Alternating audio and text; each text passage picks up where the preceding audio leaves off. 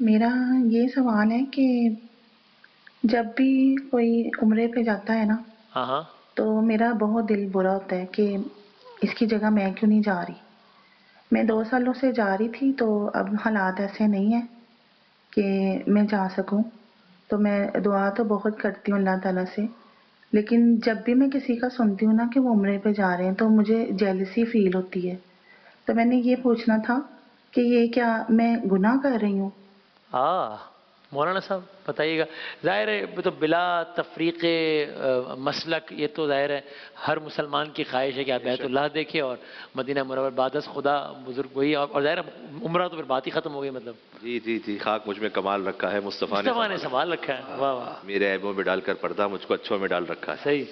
تو اللہ سبحانہ و تعالیٰ سب کو نصیب فرمائے بار الہ بار آمین بیت اللہ انشاءاللہ. شریف کی زیارت اور روضہ رسول صلی اللہ علیہ وآلہ الہ وسلم آمین کی زیارت، انشاءاللہ. اہل بیت علیہ السلام کی زیارت. یہ جو انہوں نے فرمایا تو اس میں کاش یہ جذبہ ہو جائے، اور شاید انشاءاللہ یہی ہوگا.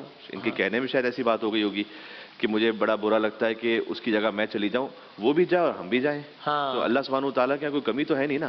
لیکن مادی اور معنوی معاملات میں فرق یہ ہوتا ہے کہ مادیات میں 10 مقابلے پر ہے تو ایک نے جیتنا ہے 9 نے ہارنا ہے. صحیح ہے. ایک کو جاب ملنی ہے 9 کو نہیں لوگوں کو ملنی نہیں مل سکتی باقی وہاں سے. معنویات میں ایسا نہیں ہے. معنویات میں تو آپ ہیں ہی اس وقت کمال پر کہ جب آپ باقی 9 کو بھی لے کر اللہ کے پاس پہنچے. واہ واہ، صحیح ہے. کیونکہ وہاں پر کوئی لمیٹیشن نہیں ہے. باقی آپ 10 کو لے کے جنت میں پہنچے، یہی آپ کا کمال ہے. صحیح اور ہے. جنت میں یہ معاملہ نہیں. دنیا کی لمیٹیشن یہ ہے کہ اگر یہاں کسی کو گھر ملنا ہے تو پھر باقیوں کو نہیں ملنا ہے. جنت میں ایسا نہیں ہے. تو کاش ہم سب کا جذبہ بھی یہ ہو کہ وہ بھی جا رہے ہیں اللہ، اور ہم بھی انشاءاللہ پہنچے اللہ سبحانہ و تعالیٰ کے گھر پر زیارت کے لیے.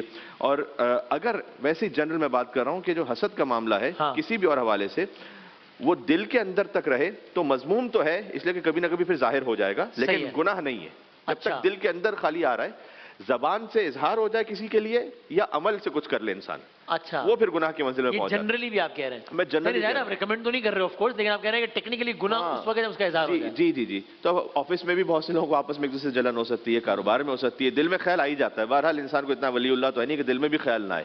تو جب دل میں خیال اگر آ گیا ہے تو پھر فوراً استغفار کر کے اس کو جھٹک دیں. لیکن ابھی تک وہ معصیت میں نہیں آیا. لیکن اگر زبان سے کسی کے لیے کچھ خلاف کہنا شروع کر دیا تو پھر اب مثلا فرض کیجئے کہ بعض لوگ ہیں، تمہیں کیا پتا ہے کس مال سے جا رہا ہے، کسی کے لیے کہنا شروع کر دیا ہم نے، ہمیں پتا ہے نا. تو یہ اس کا مطلب ہے کہ پھر حسد ظاہر ہونا شروع ہو گیا. ہم نے دوسروں کے بارے میں تو پھر یہ غلط ہو جائے گا.